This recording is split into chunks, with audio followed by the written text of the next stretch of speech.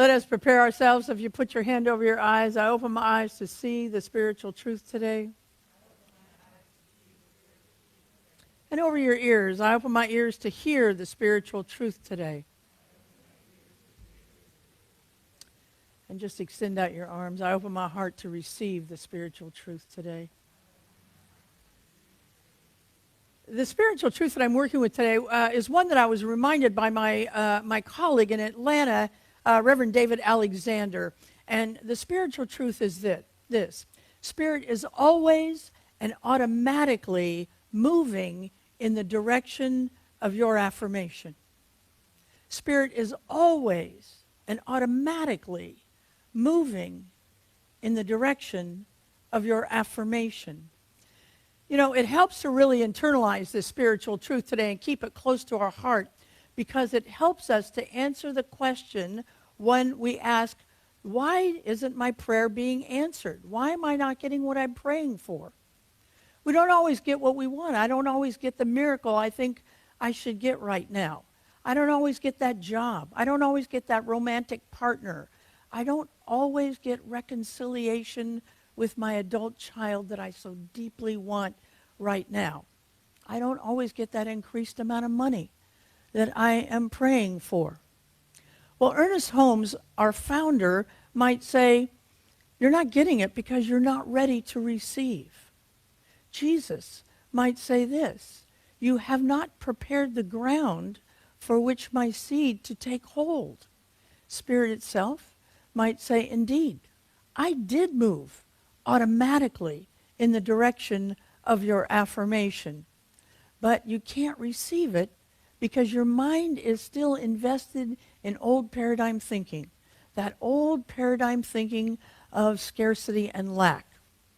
See, you're still giving power to the thought that your adult child hasn't reached out to you in 2 years because you said that stupid thing over 2 years ago, and you're assuming it can never happen. You've forgotten to give it an affirmation, and now you're just concentrating on why it doesn't happen. You're still giving power to what your bank account looks like right today. You're still giving power to that rejection when you invited somebody out and they said, well, I have to wash my hair tonight. You're still giving power to that thing called fixed income. If I could take one thing away from all adults over the age of 65, I would remove that phrase, fixed income. That's something in our mind. That's something that we have. A colleague of mine used to say it this way. You might not always get what you pray for, but you will always get what you pray from. The thing about spiritual law is that you can't change it. It's not open to amendment. It's not open to being overturned. It always was. It always is. It always will be true that spirit is moving automatically and always in the direction of our affirmation. But here's the thing. You and I don't want it continually moving in the direction of our affirmation. We want it to land. And to do that, you have to make your soil. Make sure your soil is prepared. Today I'm concluding a 3-week series I've been doing on abundance in this time of the abundant month of November. And today I want to look at obstacles to the healthy soil and ways that we can deal with those obstacles. I'm using Julia Cameron's book called The Prosperous Heart. One of the areas that we can improve our soil is to give up procrastination and perfectionism. Procrastination and perfectionism will rob your soil of the nutrients you need to succeed. You and I have delayed God's answers to medical problems. We've delayed God's answers to our societal problems. We've delayed God's answers to our family problems and answers to our creative challenges because we were worried we would make a mistake. Worried we couldn't do it perfectly. Now here's the thing. You might not do it perfectly the first time, but it's important to keep doing it because we learn from those mistakes. We're about to have a huge COVID vaccine in the next several months hit this country. They did not do it the first time. They kept perfecting it and perfecting it and perfecting it. Procrastination and perfectionism are simply demonstrations of fear. I want to say that again because it's so important. Procrastination and perfectionism are demonstrations of fear. See, our aversion to risk comes, honestly, from our childhood most often, from the many, many minor cautions that said, keep yourself safe by keeping yourself small. I'm reading Stacey Abrams' powerful book right now called Leading from the Outside. I want every high school girl and boy to read this book. It should be mandatory reading in high school. It's so powerful. And she dealt a lot with being told to keep herself small, to keep herself, it wasn't possible, to be fear. Fear was instilled in her a lot. Let me just read you one example. Small insults had also built a fear of resistance to risk in me. Once, in middle school, after I won a citywide essay contest, my dad drove me to pick up my prize. While he waited in the car, I ran inside to receive my ribbon and my $50 reward. But the woman in charge, white and grim-faced when I introduced myself, refused to give me the money. I couldn't be the author of the winning prize, she declared to the others milling around the school lobby. When I protested, she demanded that I produce a photo identification, an impossibility for an 8th grader. I demanded my prize, but inwardly granted her the validity of her doubts. Hers was not the first or last nick in my confidence. Again and again throughout my childhood, teachers had challenged my right to be in advanced classes, to question their assumptions, to presume equal rights to my peer. Although I usually insisted on going forward, the repeated doubts took form. What if they were correct? What if I shouldn't be taking any more risks in my life? She overcome those risks, obviously, because she's one of the most powerful political figures that we have in the world today. But it's a good reminder that when we're kids, no matter what color we are, whether we're men or women, boys or girls, often people who were well-meaning in our lives wanted to keep us safe. So they didn't want us to stick our neck out. They didn't want us to take that next step toward our dream. Risk, like I say, is a powerful spiritual practice. You may have people telling you that you can't do whatever it is that you're praying for. Stop listening to them. Don't procrastinate or think you have to be perfect to begin. Pray for your dreams with the understanding that Spirit is always and automatically moving in the direction of your affirmations, not of your dreams, but of your affirmations. Yesterday was the beautiful Hindu holiday of Diwali, and I would be remiss if I didn't remind us of the soul nutrient from the Hindu goddess Lakshmi, who helps us understand, get rid of the clutter. You want to make your nutrient better for spirit to land its seed of your dream in? Get rid of the clutter. Cameron takes it even a step further when she writes that nothing impedes the flow like clutter. Nothing impedes the flow like clutter. It's not only about money, but it's also about our creativity in every project that we might have. An environment that is stuffed with unneeded papers and knickknacks isn't. Now, I mean, you should have beautiful things around, but if you just have stuff around that you don't even notice anymore, you're not appreciating anymore, get rid of it. Without clarity, there's no prosperity. Clearing away the rubble makes room for your thoughts. Think of your rubble as a stop sign, who is stop sign for spirit, who is always and automatically moving in the direction of your affirmation. Prosperity teachers often also ask us to look at our inner circle. Who are you hanging out with? You want to be especially careful of two kinds of people in your inner circle. The first person is the one who's always broke and unwilling to learn and practice the laws of abundance. And the second, the other kind of person that we have is the one who is in your inner circle with you, and you communicate with them daily. You talk to them every single day, only to feel drained and misunderstood after each interaction. Now be kind to those people, but set boundaries and begin to look for folks in your inner circle that Cameron calls the believing mirrors. Believing mirrors. They are miracles, but she's calling them believing mirrors. They're the ones who reflect back to you your full potential. A believing miracle is a person who is encouraging you. They're seeing the best in you.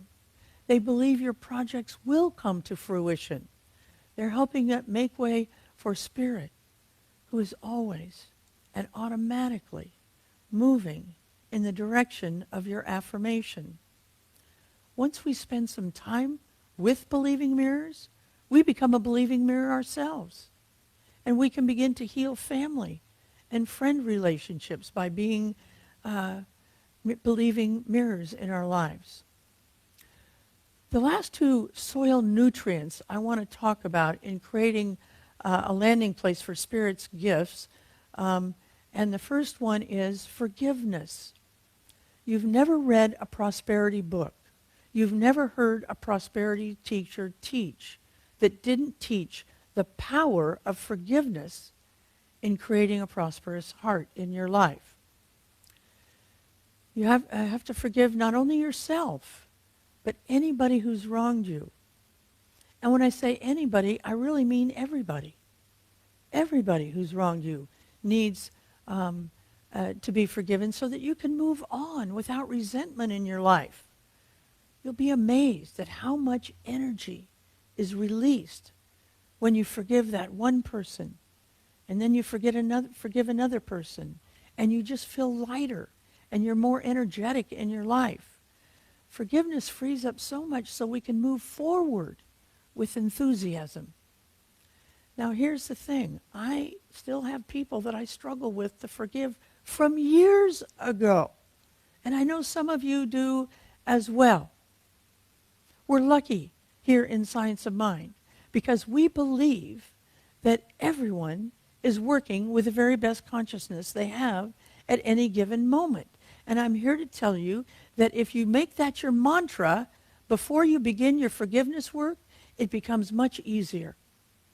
Everybody is working with the very best consciousness that they have at any given moment. Now, I tell you, when I say that and when I read it sometimes, it makes me mad. I don't understand it. It frustrates me that their consciousness is not of a higher form. They should know better. Can't they see how much they hurt me by doing what they're doing? In the same way that you and I might be blind to our shortcomings and unable yet to overcome those behaviors that are hurting others, but making us feel safer, making us feel stronger, so it is with others. I have a friend who I resented deeply for their selfish acts of greed. Then, when we were in a small group, I used to facilitate a women's retreat in Northern California called Women's Spirit. And we would get in small groups, much like we do at Human Spirit. And we would share the stories of our lives, given some prompts. And when I heard her story, my heart softened. It was a story of neglect. It was a story of outright starvation. And when I heard the details, it opened my heart. And I was immediately able to forgive her. See, you and I actually don't know the stories of people that cause them to act the way they do. And since we don't, it's best to grab on to the idea that everyone is working with the very best consciousness that they have at every given moment. Now, if that consciousness causes you and I harm, we need to keep them over there. We need to forgive them. You can forgive people you never see again. You can actually forgive people who aren't even alive anymore. Because forgiveness is never about anybody else. It's always about us. You've heard the old saying that resentment is like drinking poison and expecting somebody else to die. Well, resenting others, we do poison ourselves. And we're dying little by little by little. Because we're not able to accept the gifts that God has already given us. The final nutrient I want to talk about this morning, and the final nutrient comment about this whole series is generosity. So what do I mean about when I say generous? Generosity isn't just random acts of giving. Generosity isn't just taking something that belongs to me and giving it to somebody else. Generosity is a state of being. And I might add that it's a state of being that is connected to the great being. It's connected to your indwelling spirit. A generous heart gives of their time, their talent, and their treasure. Now, don't get nervous. I'm not going to give you a pitch for money at the church. You know we need to have your donations to keep going. But that's not what this is about. We're talking about developing your generous heart, your prosperous heart. A prosperous heart is always a generous heart. Any of you who've raised toddlers know that generosity has to be taught, and taught again and again and again. Some of us who didn't have parents who could teach us generosity can begin to teach ourselves about generosity. It's not about how much money you give. It's not about how much time you give. It's not about where you give your talent. It's about holding yourself accountable to sharing your resources with other people. Our piano man, Sam Phelps, is a part of a group. This guy has a huge, generous heart. It shows up in a lot of different ways. But here's what he's doing most recently. He's a part of a group called Bigger Than Us Arts, which offers music ensemble classes free to anybody over 10 years of age online. Now, most of you know that it is tough right now for gigging musicians because our musicians play all over the region. They play in clubs. They play in festivals. They play everywhere. And they're paid for it. But not now because everything is closed down. So you would think that they might be less concerned about giving to other people and trying to figure out how they can monetize their own talents. But no, not Sam. See, what he's doing right now is taking his generous heart because he knows he can't outgive God. And nobody can. Nobody can outgive God. So your homework this week is to look for ways you might be generous of your time, your talent, and your treasure. And you're not only doing it for somebody else, but you're doing it for yourself. Let's take this message into prayer. There's only one power. It's the power of love. And the street names for that power are compassion and understanding and forgiveness. Those are simply other names for God. I give thanks for that. I give thanks for this philosophy. I give thanks for Great Spirit, who always says yes and is always and automatically moving in the direction of my affirmation. So I'm clear. My job is affirming my good, not being mad at my bad. I give thanks for that. I release this word into the law, and together we say, and so it is. If